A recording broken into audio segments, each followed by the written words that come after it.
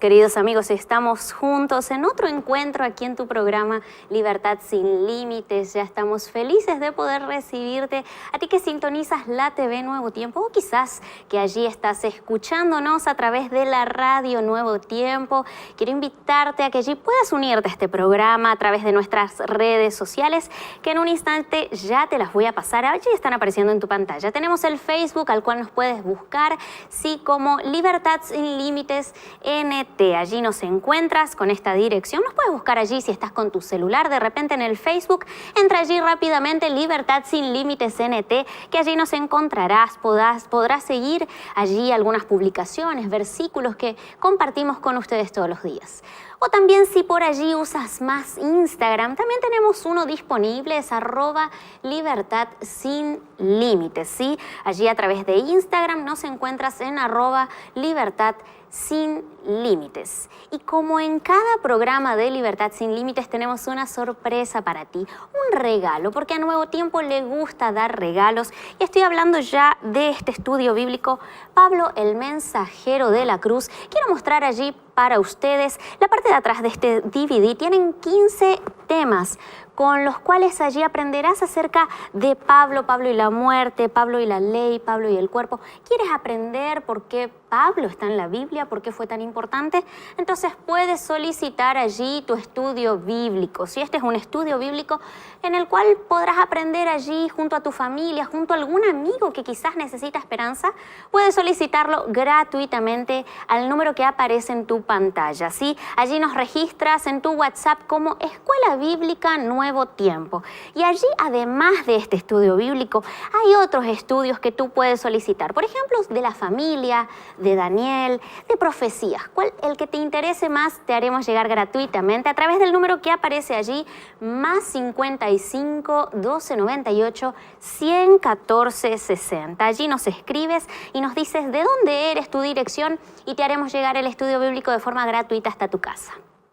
El tema del día de hoy es muy importante, pero deja algunas dudas. Seguramente allí del otro lado ya te has preguntado, ¿qué pasa con mi cuerpo cuando muere? ¿Qué pasa con las personas cuando mueren? Y es por eso que para resolver esta cuestión y empezar a entender, quiero comenzar ya compartiendo el siguiente video. Interesantísimo el tema del día de hoy y todo el mundo, es el ciclo de la vida, quizás llegar a esta etapa que es la muerte. Pero ¿qué pasa con la muerte? Y es por eso que estamos con el pastor Joel Flores. Hoy nos va a responder estas dudas, ¿no? Así es, Denise, vamos a dejar que la palabra de Dios pueda responder todas esas incertidumbres. Gracias por acompañarnos. Muchas gracias, pastor. Lo escuchamos. Al ser humano le cuesta entender y aceptar la muerte como parte de la vida. Salomón escribió que Dios colocó en el corazón humano el deseo de poder vivir y vivir eternamente. Sabes que todos deseamos encontrar una explicación que pueda satisfacer nuestro corazón cuando enfrentamos a la muerte. Porque vienen preguntas, ¿qué sucede cuando una persona muere? Y es interesante analizar algunas creencias que hoy existen sobre la muerte. Por ejemplo, el espiritismo y varias religiones orientales dicen que la muerte es apenas una apariencia. O sea, cuando una persona muere, la persona no muere en realidad, sino que va a otros planos de existencia. En el hinduismo se cree en el samsara. ¿Qué cosa es el samsara? Significa que la vida presente es el resultado de existencias anteriores, a través de una ley que ellos conocen como la ley del karma. Nuestros hermanos católicos creen que los muertos van al cielo o al infierno o al purgatorio. El purgatorio es un supuesto lugar que está entre el cielo y el infierno, donde las personas sufren, pues bueno, y allí las personas sufren y pueden purificarse. Y entonces allí se purifican dependiendo de sus obras. La mayoría de las denominaciones cristianas creen que los salvados van al cielo inmediatamente después de la muerte. Y también creen que los malos serán quemados eternamente en el infierno después del regreso de Jesús. Si te das cuenta, todas estas creencias tienen algo en común, que se llama inmortalidad del alma. Y ya vimos en el programa anterior que el primer argumento que el diablo colocó en el jardín del Edén es contradecir la palabra de Dios que había dicho en el Edén. Cuando vamos a Génesis capítulo 2, versículo 17, la orden de Dios fue clara. Y la palabra de Dios decía, el día que comieres del fruto de este árbol vas a morir. Pero entonces viene el diablo en Génesis capítulo 3, versículo 4, dice que el diablo le dice, no moriréis. Es decir, lo que el diablo está diciendo es lo siguiente. Cuando mueres, aunque vayas a la sepultura, seguirás vivo, o algo de ti continuará vivo. Fíjate bien con lo que el diablo dice. No moriréis. Cuando vas a morir, vas a continuar vivo. Y de allí sale el concepto que cuando el ser humano muere, va a la sepultura, pero el alma continúa viva. O sea, algo todavía vive. Y el alma sale del cuerpo para continuar viviendo en algún lugar. Ahora fíjate una cosa. En el hebreo, que es el idioma original en el cual se escribió la Biblia, la palabra alma es la palabra nefesh y aparece unas 755 veces en el Antiguo Testamento.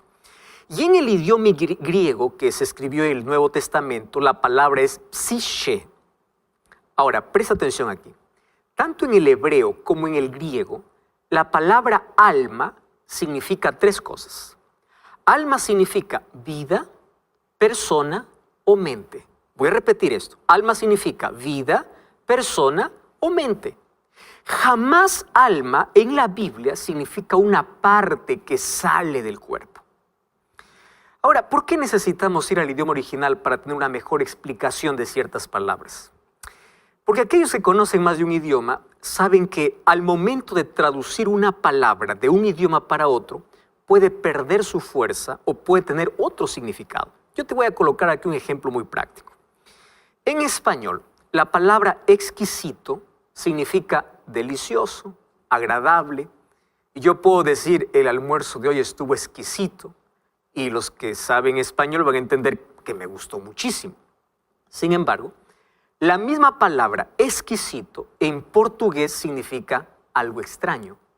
Si yo uso la misma palabra en portugués, me van a entender que el almuerzo no estuvo bueno, que no me gustó, que fue extraño. Mientras para uno la palabra puede alegrarlo, para otro puede entristecerlo. Ahora, va a depender del contexto y va a depender del idioma. ¿Me estás entendiendo? Entonces, la Biblia fue escrita en hebreo, en arameo y en griego. No fue escrita en español.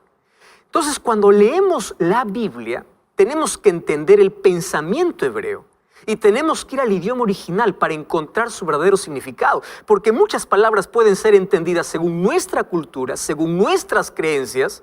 Entonces, la misma palabra que allí en el oriente significa una cosa, en el occidente significa otra cosa.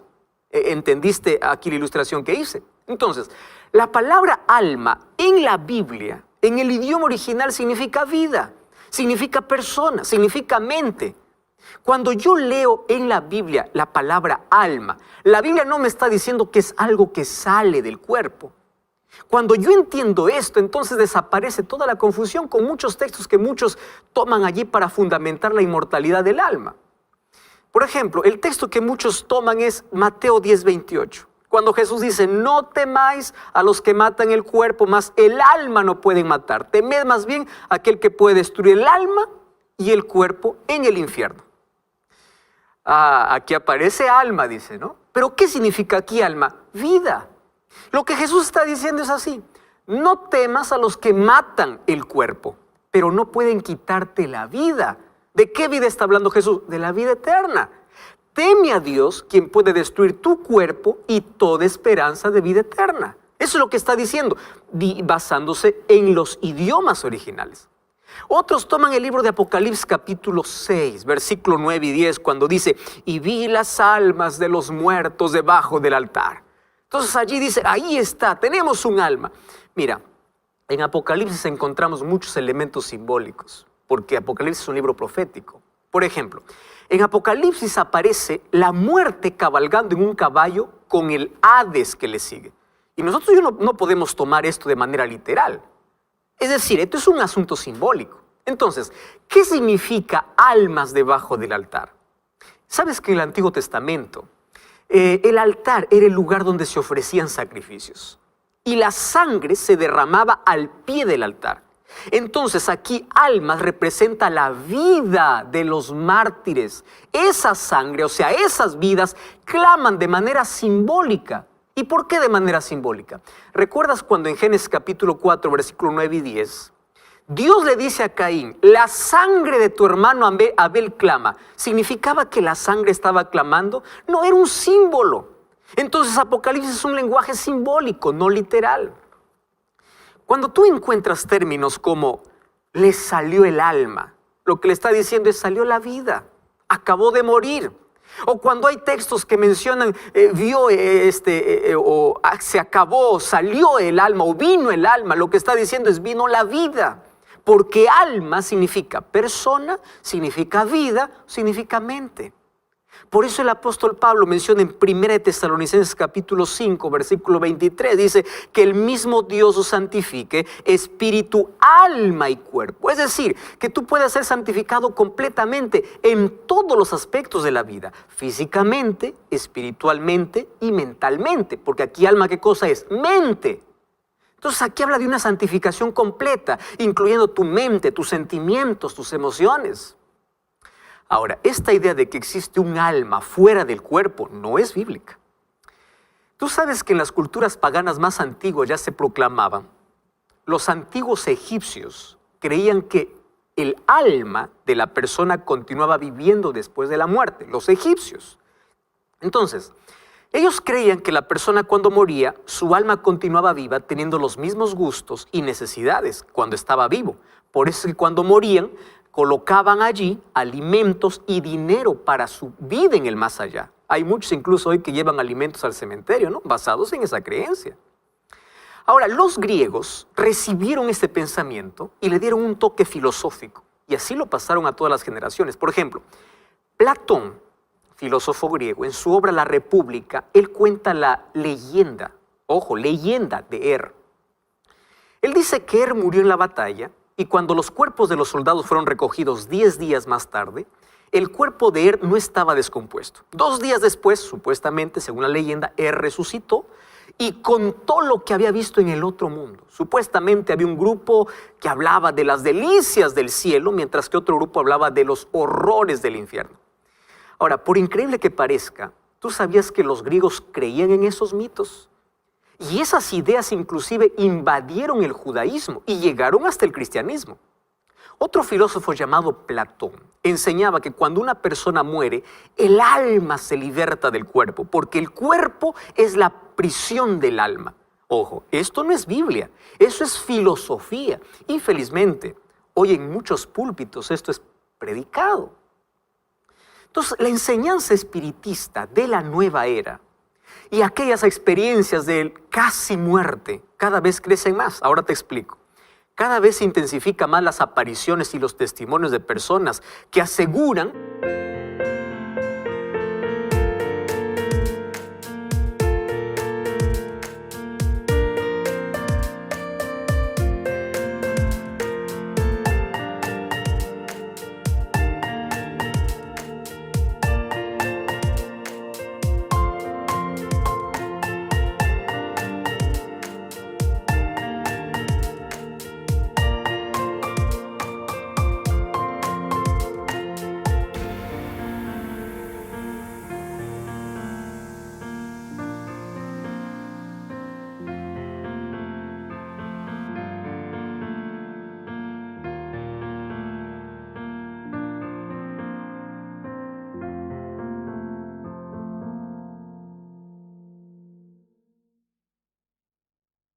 haber hablado con personas que ya murieron. Otros aseguran que de muertos salieron de su cuerpo, vieron el cielo, fueron hasta el infierno y lo describen. ¿Cómo podemos explicar esto? Aquí tengo una explicación. El doctor Jacques Provencher, él tiene doctorados en ciencia y en religión, y él dice que existen fascinantes coincidencias entre la experiencia de aquellos casi muertos y de aquellos que consumen drogas alucinógenas. Te voy a explicar así. Las personas que pasan por esas experiencias, ellos relatan haber visto y sentido algo indescriptible, la sensación de estar fuera del cuerpo. Y ellos relatan que tienen una profunda experiencia espiritual, paz, amor, que pasan por túneles oscuros, por luces brillantes. Entonces, la explicación a esas experiencias, ¿dónde está? En el cerebro. Cuando la química del sistema nervioso central se altera, se producen ilusiones y alucinaciones. Pero estas experiencias pues no son pruebas de que la vida continúa después de la muerte. ¿Estás entendiendo? Ahora, ¿qué cosa es lo que dice la Biblia? Porque la Biblia tiene la última palabra. Para entender sobre la muerte tenemos que ir a la Biblia. Y ella nos dice todo lo que necesitamos saber. Por ejemplo, para entender qué sucede cuando morimos, es necesario saber cómo es que el ser humano vino a la vida. Cuando vamos al libro de Génesis, capítulo 2, versículo 7 dice: entonces Jehová Dios formó al hombre del polvo de la tierra, sopló en su nariz aliento de vida y fue el hombre un alma viviente. Otras versiones dice un ser viviente, pero ahí la traducción es un alma viviente. Entonces, ¿quién es un alma? Un alma eres tú, yo soy un alma. Alma viviente es una persona. Alma no es un espíritu desencarnado, no es algo que sale. El polvo, cuando se une al aliento de vida, al soplo de vida, surge el alma, surge el ser humano.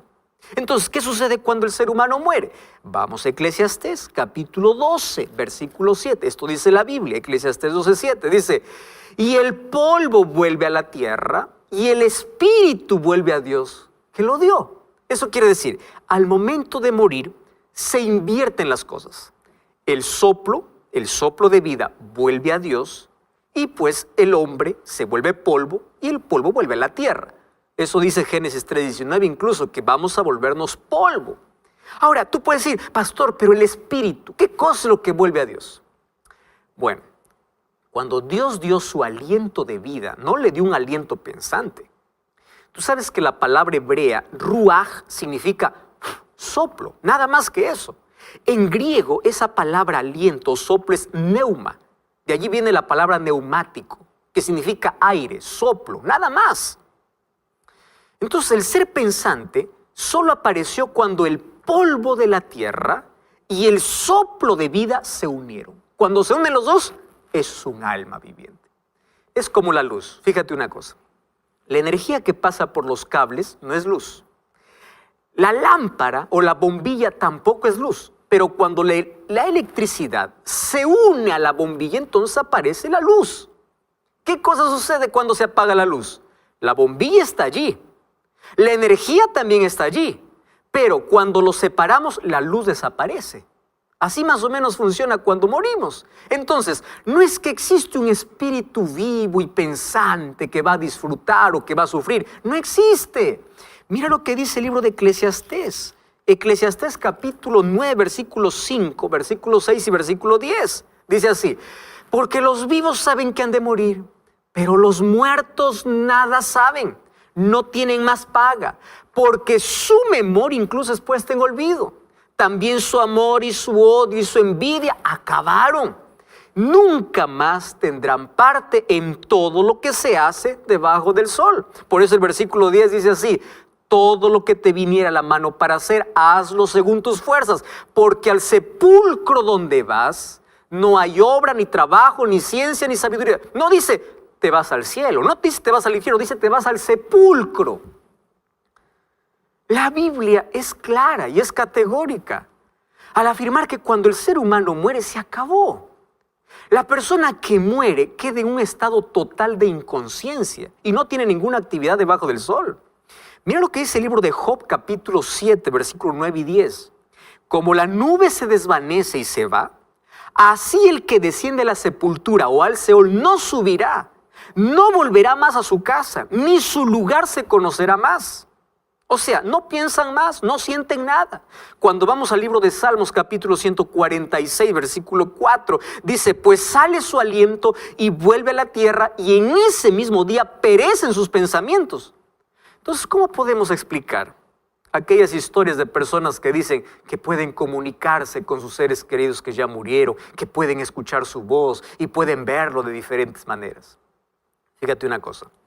En la Biblia ya encontramos una sesión espiritista. Cuando vamos a 1 Samuel 28, un día el rey Saúl, cuando se había separado de Dios en su desesperación, fue a una pitonisa en Endor para hablar con el profeta Samuel que ya había muerto.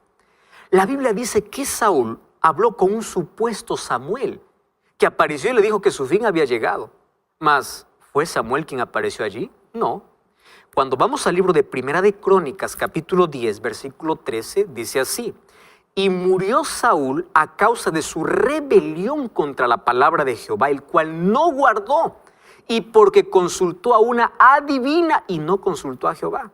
Ahora, si el verdadero Samuel hubiese aparecido para hablar con Saúl, entonces no se contaría como rebelión contra Jehová, porque Samuel era un profeta del Señor. ¿Qué sucedió? Satanás junto a sus demonios se dedican a engañar a las personas, tomando la forma o la voz de quienes ya murieron y se presentan en las sesiones espiritistas. A veces se disfrazan de fantasmas, haciendo creer a las personas que son almas que penan, almas que deambulan. Si ellos dan credibilidad a esas fábulas y leyendas, ¿sabes para qué? Para contradecir lo que dice la Biblia. 2 Corintios 11:14 dice que el diablo puede disfrazarse como un ángel de luz, puede hacer milagros sorprendentes. No todo milagro viene de Dios. Tú debes tener mucho cuidado. Tú debes tener mucho cuidado porque si la Biblia no lo autoriza, si la Biblia no lo dice,